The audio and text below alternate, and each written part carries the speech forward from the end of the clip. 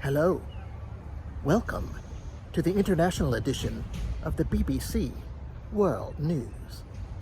I'm your presenter, Jesse in Asia.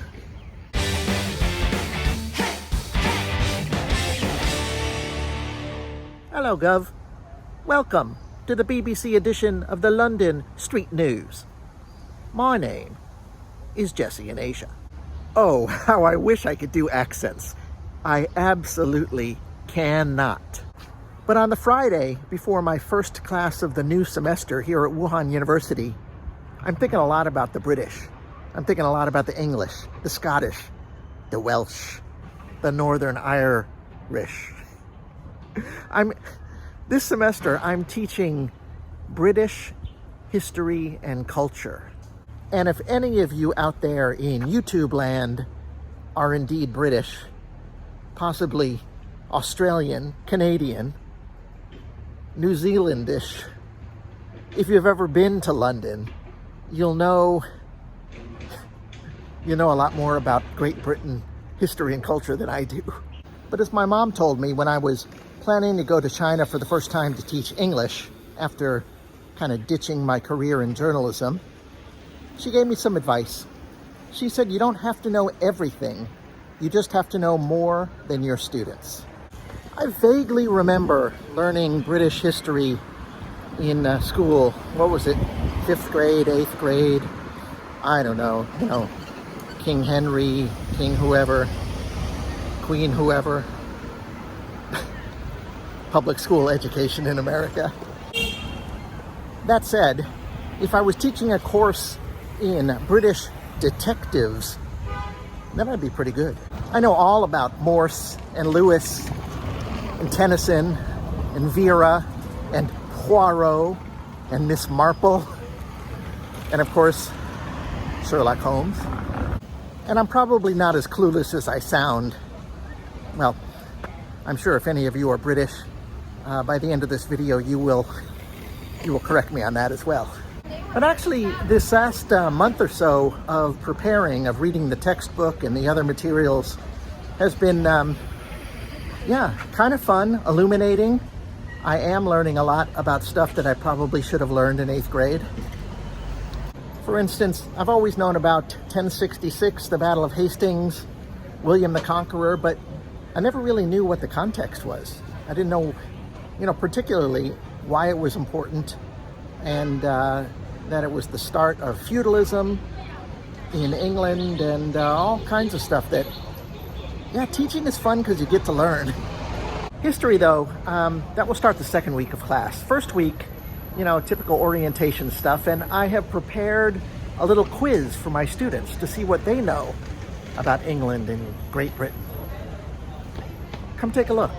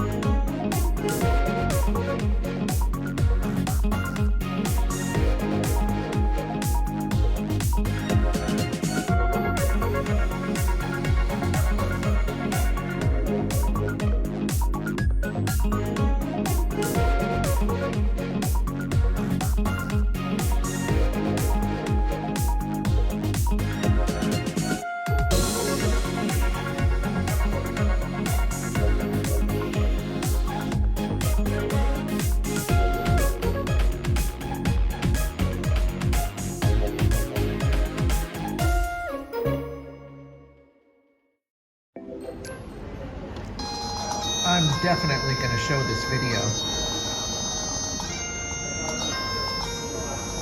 I went to Scotland once.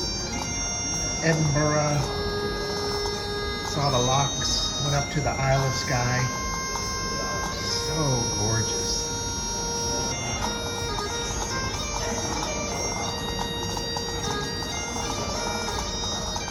A hairy coo.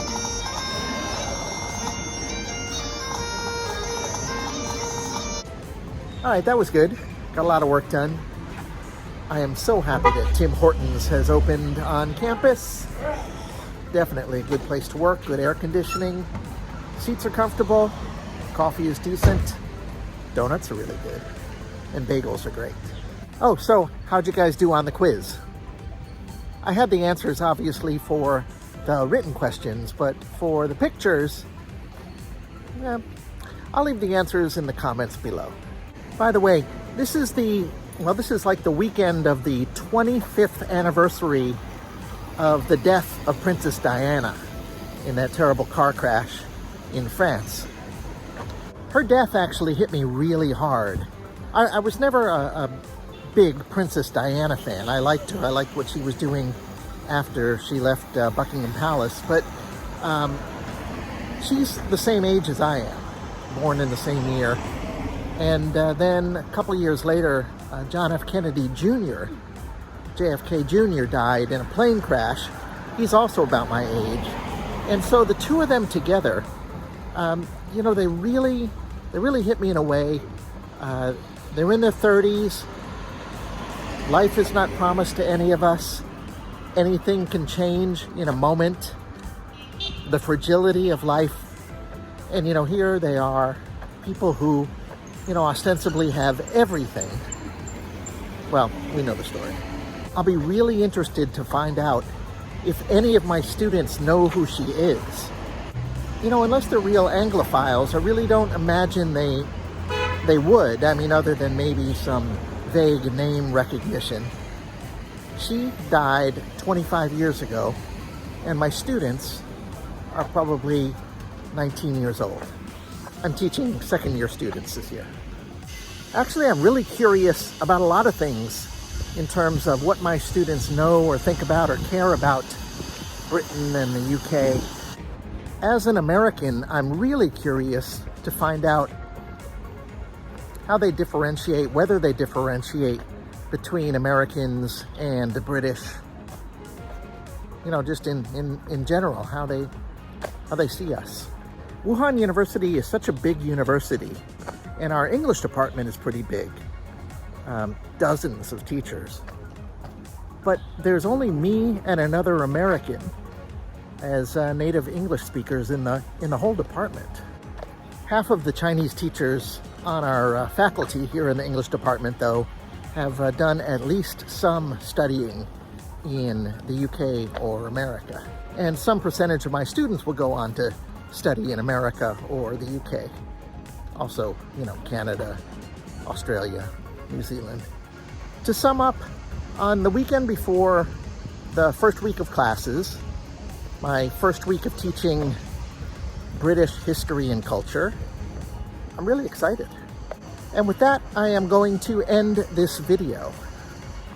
I really want to thank you guys for watching. I appreciate it. Please press the like button.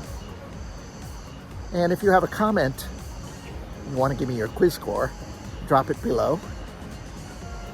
Share this video. Sharing is caring. And in the future, I'm going to talk more about this class. I'm really interested, like I said. So I look forward to telling you guys about what my students think, how I'm teaching it, whether they know more about England and the UK than I do. Yeah. All right, so finally, if you haven't already subscribed to my channel, please subscribe. Take care. Bye.